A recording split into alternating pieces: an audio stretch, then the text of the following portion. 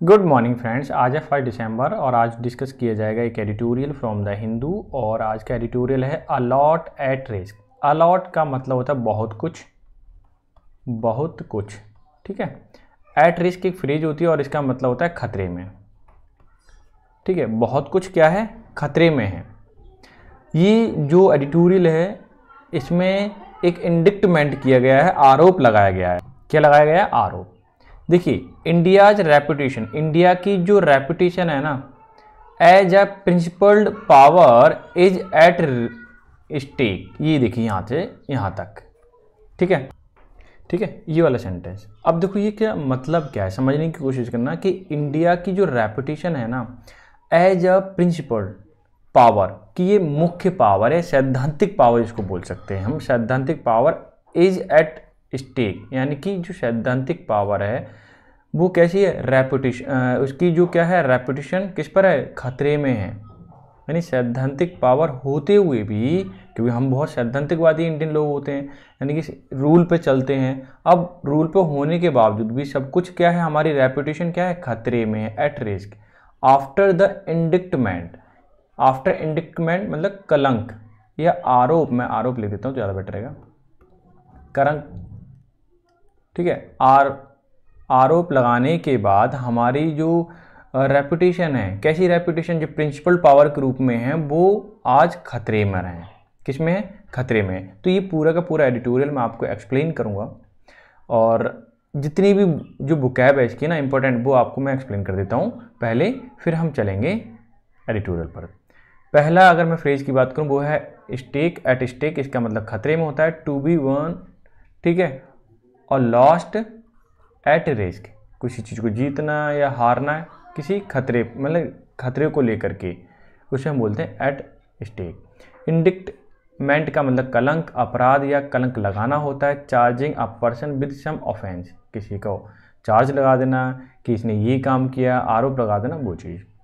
Outreach का मतलब नाराज़गी होता है। उपद्रव जिसको बोल सकते हैं हम।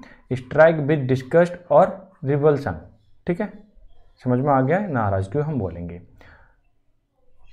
अप फ्रंट का मतलब निष्कपट होता है, पहले से ही किया हुआ या दिया हुआ। फ्रैंक एंड ऑनेस्ट जिसको बोलते हैं वो अप फ्रंट, ध्यान रखें, ठीक है। फ्रैंक और ऑनेस्ट बोल सकते हो। इंक्लिंग अच्छा वर्ड है, इसका मतलब संकेत करना होता है, इंगित करना होता है। अ स्लाइट सजेशन और बिग अंडरस्टैंडिंग, मतलब अंडरस्टैंड पता तो है हमें लेकिन वो चीज़ क्लियर ना हो, उसको इंक्लिंग फॉर्म में बोलेंगे। क्लियर। रोग, रोग का मतलब आवारा या शरारती बोलेंगे। डिसीटफुल या अनरिलायबल, स्काउंड्रल, नेब बोल सकते हैं, धोखा देने वाला। क्लियर। फर्निश का मतलब प्रस्तुत करना, किसी चीज़ को पहुंचाना, जुटाना, प्रोवाइड, रेंडर, सप्लाई, ये सबके सब क्या है, सिनोनिम में। ध्यान रखना, बहुत इंपॉर्टेंट वर्ड है सबके सब। इनकंसिस्टेंट का मतलब असंगत होता है, अनुचित होता है। नॉट इन एग्रीमेंट, यानी जिस हिसाब से हमने बताया है, एग्रीमेंट किया है, उस हिसाब से ना होना। डिस्क्रिपेंट हम बोल सकते हैं। इंस्टीट्यूट का मतलब व्यवस्था बोल सकते हो, नी डालना बोल सकते हो, या advance. Set fourth in court, पहले से ही कुछ ही व्यवस्था करना, ठीक है। सेटअप बाय ले ग्राउंड फॉर, यानी नीचे से ग्राउंड लेवल से व्यवस्था करना, इंस्टीट्यूट बोला जा सकता है। हिंज ऑन का मतलब पर निर्भर करना होता है। बी कंटिंजेंट जिसको बोल सकते हैं, इसके साथ हमेशा प्रीपोजिशन ऑन आती है, डिपेंड ऑन या अपॉन भी आप बोल सकते हो, ठीक है। एक्स्ट्राडिटिंग का मतलब भागे हुए किसी व्यक्ति को, जो अपराधी है, उसे अधिकारियों के हाथ में सौंपना या हैंडओवर करना, डिलीवर करना, सिंपल सी बात। ओवर शैडो का मतलब निष्प्रभाव करना या छाया में रखना या सीम लेस इंपॉर्टेंट होना, यानी ठीक है, इसकी वैल्यू को हम कम कर दें। सैगेसिटी का मतलब एक बुद्धिमान से है या फिर अक्लमंद से कह सकते हैं। जुडिशियसनेस बोल सकते हो, जजमेंट बोल सकते हो। ये 13 वर्ड थे ना, ये 13 वर्ड ऐसे हैं जो कहीं ना कहीं किसी भी रूप में पूछे जाते हैं। डायरेक्टली नहीं पूछे जाएंगे सिनोनिम एंटोनिम के रूप में, तो आपके आरसी में दे दिया जाएगा, तो वहाँ पे सेंस निकालने के लिए, मतलब आपको पता एग्जैक्टली वर्ड तो सेंस आ जाएगा, वरना गड़बड़ हो जाती है। तो कहने का मतलब रीडिंग स्किल को इम्प्रूव करने का सबसे बेस्ट तरीका हो सकता है न्यूज़पेपर। क्लियर। फिलहाल ये सीपीयू के कुछ पीवाईक्यू के क्वेश्चन है, पीवाईक्यू के, और मैं 2023 के मेंस के क्वेश्चन हैं ये, ठीक है। मैं क्यूज के रूप में यहाँ पर डेली कराता हूँ, ठीक है। इसे देखिए क्या है। पहले तो गेट इनटू हॉट वाटर का मालूम ही नहीं, सीधा सीधा इसका मीनिंग मालूम होना चाहिए, क्योंकि ये बहुत बार पूछा गया है। वैसे पढ़ लेते हैं एक बार। She knew that the best way to get into hot water was anger her wash, ठीक है। गेट इनटू हॉट वाटर का मतलब होता है किसी ट्रबल में पड़ना या परेशानी में होना, ठीक है। तो कंफ्यूज नहीं होगा, पॉन्ड भी नहीं हो सकता, शावर भी नहीं हो सकता, ट्रबल वाला हो जाएगा, आपको पता होना चाहिए सीधा सीधा, ठीक है। बहुत बार पूछा गया, रिपीटेड क्वेश्चन है। इनकरेक्टली स्पेलिंग मुझे बतानी है। लैप्स तो छूट जाना, ये भी ठीक है। रिकल्सिट्रेंट होता है, ए आना चाहिए यहाँ पे, ठीक है, फिर सही हो जाएगा। एक्यूट का मतलब ये उद्दंड टाइप का मैं बता देता हूँ, ठीक है, व्यक्ति होता है उसको बोलते हैं। एक्यूट का मतलब बरी कर देना, छोड़ देना। मॉर्निंग मतलब शोक करना, विलाप करना, उसको बोला जाता है। क्लियर है, मालूम होना चाहिए। ये सारी स्पेलिंग सही है, बट ये गलत थी तो मैंने इसको हाईलाइट कर देता हूँ। लीजिए, ये आपका क्या हो गया और आंसर होना चाहिए, ठीक है। दोबारा से हाईलाइट करता हूँ, इतना पॉइंट क्लियर होगा। अब चलते हैं भाई एंटीनिम फाइंड करने। ये भी ध्यान रखनी है हमें। जनरेशन टुडे मतलब आज की जनरेशन है, हैज़ बिकम हो गई है। इम्पल्सिव मतलब आवेगपूर्ण, आवेगपूर्ण मतलब बिना सोचे समझे जल्दी जल्दी कर देना, वो चीज़ हो गई है। Everything is wanted at instance मतलब तुरंत ही चाहिए उन्हें।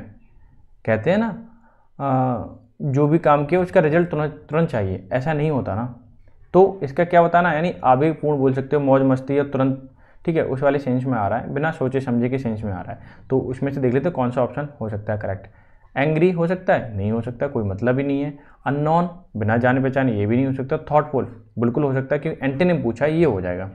बर्थलेस मतलब जो लायक ना हो, ठीक है, तो ये लायक ना हो। तो यानी ऑप्शन नंबर 3 क्या हो जाएगा आपका, एंटीनिम परफेक्ट हो जाएगा, यानी कि थॉटफुल क्या है आपका आंसर है। एक वर्ड है इनविंसिबल। इनविंसिबल का मतलब होता है जिसे जीता ना जा सके, जिसे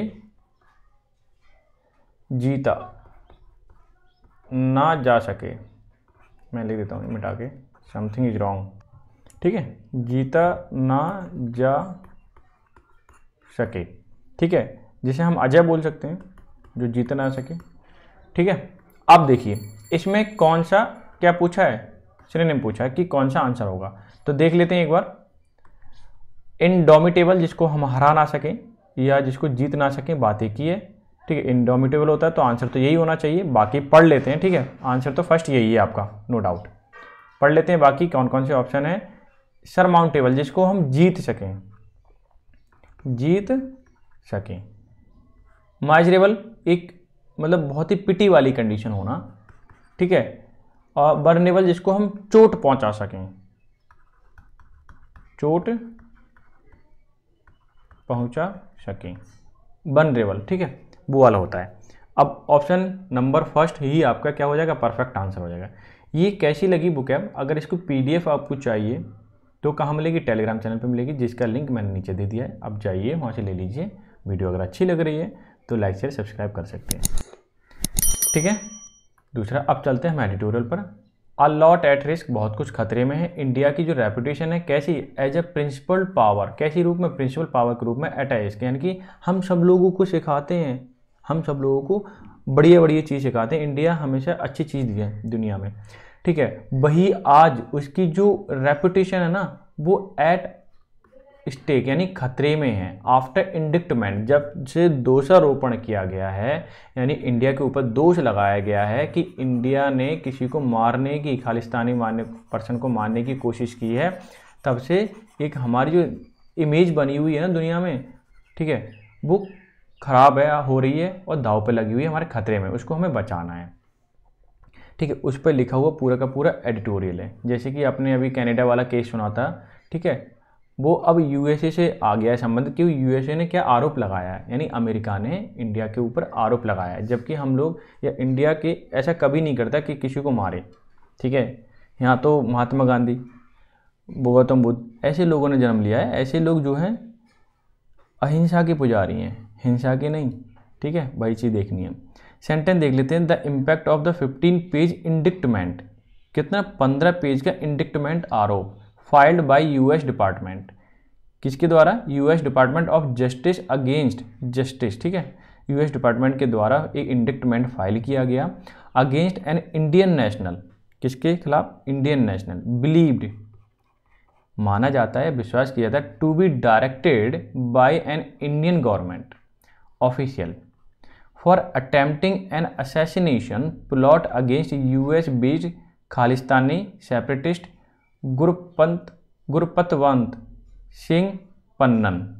ध्यान देना कि आरोप क्या है कि इंडिया ने अटेम्प्ट किया, कोशिश किया किस चीज़ को, असैसिनेशन। असैसिनेशन का मतलब होता है एक राजनीतिक कारण से हत्या करना किसी की, षड्यंत्र रचा गया ऐसा, ठीक है। असैसिनेशन करने का षड्यंत्र रचा गया अगेंस्ट किसके खिलाफ, यूएस बेस्ड खालिस्तानी सेपरेटिस्ट, एक सेपरेटिस्ट है अलगाववादी गुरपत सिंह पन्नन, ठीक है, उसके खिलाफ। As likely to be felt, ये महसूस किया जा सकता है in more than just the US and India, ठीक है। अब ये क्या कहना चाहता, तो इसका मतलब हुआ कि जो गुरपत सिंह सेपरेटिस्ट है ना, इसको ना इंडिया और यूएस के अलावा भी दूसरे देशों में महसूस किया जा सकता है। मतलब ये जो प्लॉट करने वाली या असैसिनेशन करने वाली जो आरोप लगाए गए, ये चीज़ें ना विदेशों में भी महसूस हो रही हैं, क्योंकि मैसेज जा रहा है, एक मैसेज डिलीवर हो रहा है जब आरोप लगाया गया कि इंडिया भी ऐसा कर सकता है, असैसिनेशन कर सकता है, तो ये दुनिया में ये चीज़ फैल रही है। यही चीज़ तो हमारी रेपुटेशन को ख़राब कर रही है, और ये क्या है हमारे लिए, क्या है, एक चैलेंज है, इसको हमें सुधारना है, ठीक है। तो ध्यान रखना है चैलेंज क्या है, हमें अपनी रेपुटेशन को बचाना है। क्यों? क्योंकि आरोप ये है कि इंडिया असैसिनेशन करने की कोशिश कर रहा है यूएस बेस्ड खालिस्तानी सेपरेटिस्ट को, ठीक है। अब क्यों कर रहा है, ये सारी चीज़ें आप सेंटेंस में सीखेंगे आगे वाले में, क्लियर। मैं सेंटेंस को यहाँ ले लेता हूँ, थोड़ा सा बड़ा सेंटेंस हो सकता है। इंडिक्टमेंट जो आरोप है is based on details of communication between accuse, कि ये इंडिक्टमेंट है ना, एक कम्युनिकेशन, बातचीत जब हुई, ठीक है, एक्यूज के खिलाफ, तब ये चीज़ वहाँ से आई है। एन इलिसिट मतलब गलत, ड्रग्स एंड आर्म्स डीलर, एक गलत तरीके का जो ड्रग्स एंड आर्म को डीलर है जी, ठीक है, जिसका नाम Nikhil Gupta, with serving senior Indian government intelligence officer, जो कि सर्व करता है एक सीनियर इंटेलिजेंस ऑफिसर को इंडिया की। हु इज आइडेंटिफाई, जो आइडेंटिफाई किया गया, बट अननेम्ड मतलब नाम नहीं है उसका, ठीक है। As well as with 2 man in US, ठीक है, साथ ही साथ 2 व्यक्ति यूएस में हैं। हु वर अलेजली एंगेज्ड, जो कि एंगेज्ड हैं, ठीक है, शामिल थे, किस में, कथित रूप से शामिल थे, एग्जैक्टली क्लियर नहीं है। टू किल द पन्नन, मिस्टर पन्नन को मारने में ये लोगों की साजिश थी या इन्वॉल्व थे, सीनियर ऑफिसर इंटेलिजेंस के भी, ठीक है, ये अमेरिका के 2 लोग थे। तो ये सारी चीज़ें क्या लगी हुई हैं, आरोप लगी हुई हैं, ठीक है। तो आज के एडिटोरियल में थोड़ा सा कम एक्सप्लेन कर पाऊँगा, थोड़ा सा मैनेज कर लेना, क्योंकि टाइम की प्रॉब्लम है अभी, ठीक है। तो मैं बाकी क्या कल एक्सप्लेन करूँगा, वो कैब जरूर देख लेना, ठीक है। कैसी लगी मुझे कमेंट करके जरूर बताएं। तो मिलते हैं नेक्स्ट सेशन में, तब तक के लिए bye bye, take care, have a good day.